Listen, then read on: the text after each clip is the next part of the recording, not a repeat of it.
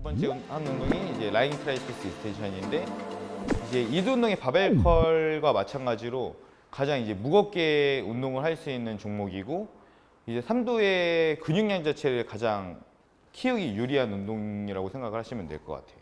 대부분 이제 많이 실수를 하시는 게 팔꿈치를 너무 이제 과도하게 모으려는 과정에서 팔꿈치나 좀 어깨에 무리를 많이 주는 경우가 있어서 팔꿈치를 너무 과하게 모으려는 것보다는 살짝 이제 벌어지게 해서 이 손목의 각도랑 이제 어느 정도 좀 자연스럽게 맞춰놓고 진행을 하시는 게 오히려 팔꿈치에 부담이 덜 가고 삼두 근육의 이제 움직임을 훨씬 더 좋게 만들 수 있다고 생각을 합니다.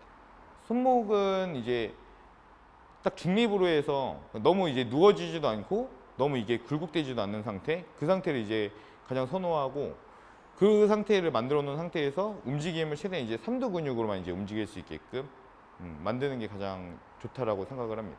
간격은 보통 이제 삼두 운동 같은 경우는 너무 이제 넓은 그립으로 하게 되면은 이제 어깨에 힘이 좀 많이 들어가게 돼서 어깨 넓이보다 대부분 다 좁은 네로로에서 이제 잡는 게 그냥 밀었을 때 이제 삼두근의 수축을 훨씬 더 유도하기도 쉽고 손목 관절에도 좀 무리를 덜 줄 수가 있어서 대부분은 이제 삼두 운동 같은 경우는 다 이제 그립이 약간 좁은 편으로 이제 좁게 해서 진행을 하는 편인 것 같습니다.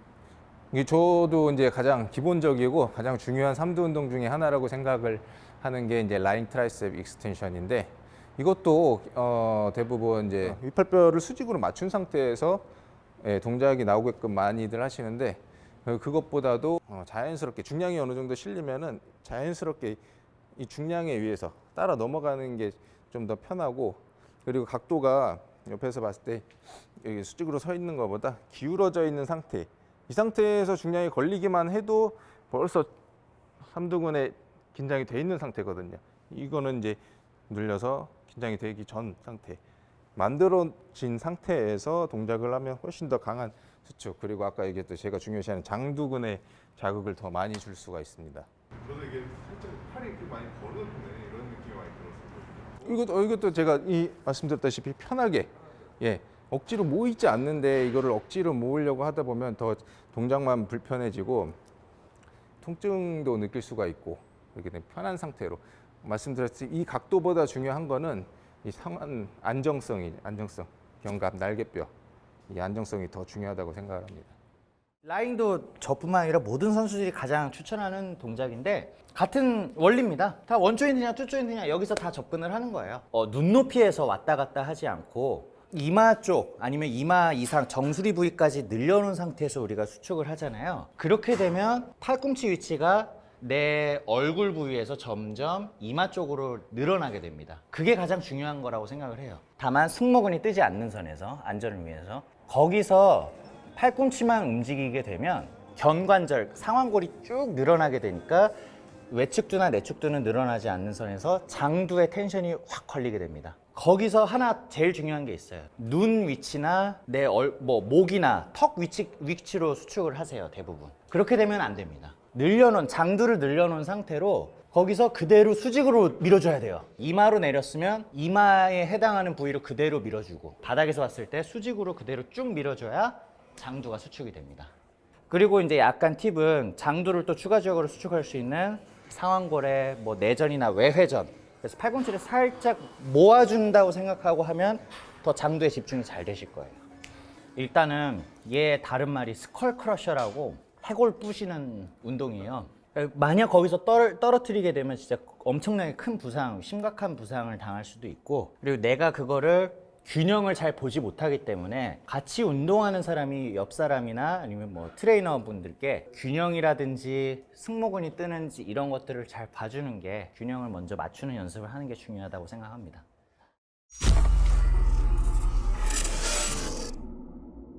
거기서 이제 또 스트레이트 바를 쓰지 않고 로프로 먼저 사용을 해서 움직임을 좀 길게 만드는 동작으로 시작을 했는데 스트레이트 바로 할 때랑 이제 로프로 할 때랑 제일 큰 차이점은 이제 궤적의 차이라고 보시면 될 것 같아요. 스트레이트 바 같은 경우는 직선으로 수직으로 눌렀을 때에는 이 바깥쪽에 힘이 좀 많이 실리게 되고 이제 그립이 바뀌게 되면서 팔꿈치 각도가 조금 더 내 몸 쪽으로 이게 좁혀진 상태에서 내 몸 쪽으로 약간 더 이게 가깝게 당기다 보면은 이 뒤쪽이 조금 더 힘이 많이 들어가실 거예요. 근데 여기에 힘쓰는 게 대부분 좀 어려워서 로프로 했을 때는 이제 스트레이트 바로 했을 때랑 같은 중량을 사용하기 좀 어렵고 스트레이트 바로 할 때보다는 조금 더 이제 중량을 내려서 좀 더 움직임을 길게 만드는 데 신경을 써서 해주시는 게 더 좋을 것 같습니다. 그럼 필 수 있는 데까지 그냥 피는 게 좋아요. 네, 로프로 할 때는 일부러 이제 굽힌 상태에서 멈출 필요는 없고 조금 더 펴서 내 몸 쪽으로 당긴다라는 느낌으로.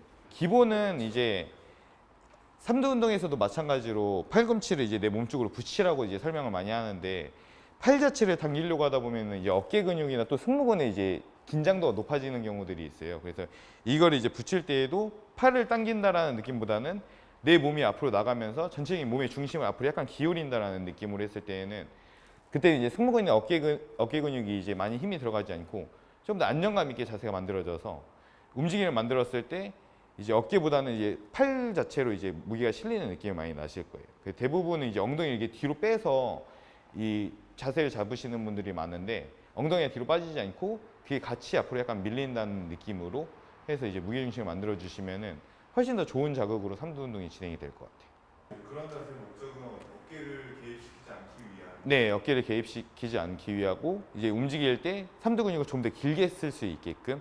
네.